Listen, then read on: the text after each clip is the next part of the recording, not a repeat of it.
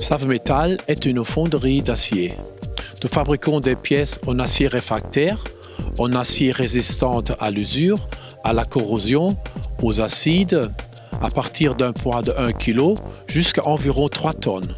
Nous produisons sur mesure des pièces uniques, aussi bien que des pièces pour la grande série, pour un large éventail d'industries, comme la sidérurgie, la construction des fours industriels, l'industrie de recyclage, les centrales électriques, la construction des machines, les mines et carrières, l'industrie automobile, l'industrie chimique et encore beaucoup d'autres.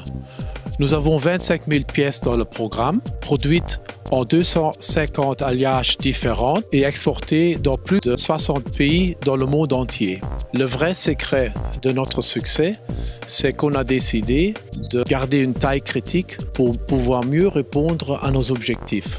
Le grand challenge de Savmetal, c'est de maintenir l'emploi en Belgique et surtout ici dans la région, de produire des pièces de plus en plus complexes pour pouvoir répondre à l'évolution du marché rapide et dynamique qui change très vite. Et enfin, de garder notre avance technologique auprès de la concurrence mondiale.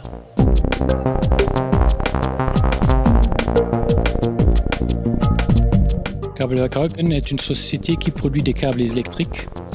On produit à côté de ça de la mousse synthétique et des tubes plastiques. Le produit principal, c'est les câbles électriques.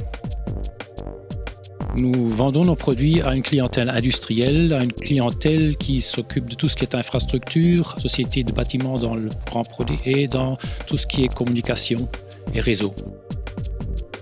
Nous vendons dans le monde entier avec une concentration sur l'Europe. C'est le savoir-faire et la qualité de nos produits, la fiabilité du produit, ce qui vient du produit elle-même, mais c'est ce qui vient aussi des travailleurs qui y participent, notamment actionnaires, travailleurs, employés, ouvriers.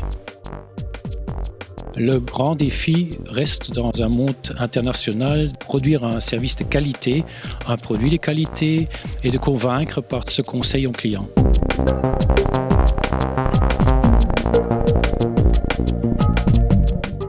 L'activité principale de Femovil se porte sur la conception et la construction de semi-remorques de 15 à 15 000 tonnes de charges utiles.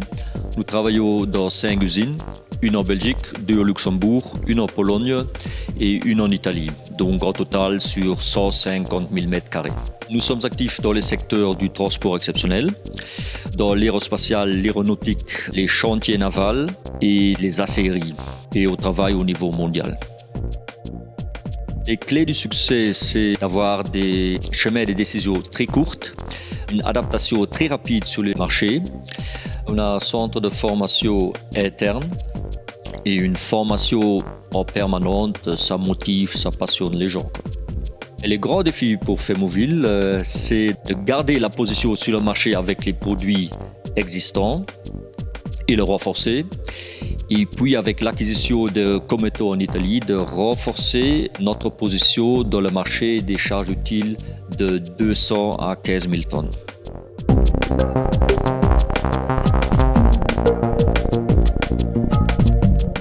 L'activité principale d'NMC, c'est la transformation des matières synthétiques. Nous sommes spécialisés dans la moussation des polymères et nous développons plein de produits pour des applications diverses, notamment pour le bâtiment, pour l'emballage, le sport et le loisir et pour les solutions industrielles. Nous sommes actifs au niveau commercial, vraiment dans le monde entier, principalement avec tous nos produits de décoration que nous exportons au départ d'Einaten dans 100 pays au monde.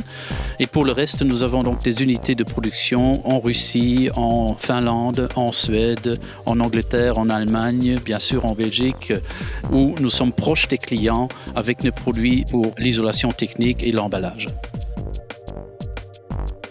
Les clés du succès, c'est vraiment les collaborateurs, leur enthousiasme, leur volonté de bien faire et surtout de servir le client. Le défi numéro 1 pour nous, c'est vraiment de générer une croissance significative. Donc nous sommes vraiment obligés d'être innovants et de trouver de nouvelles applications. Et le deuxième défi, c'est de rester compétitif.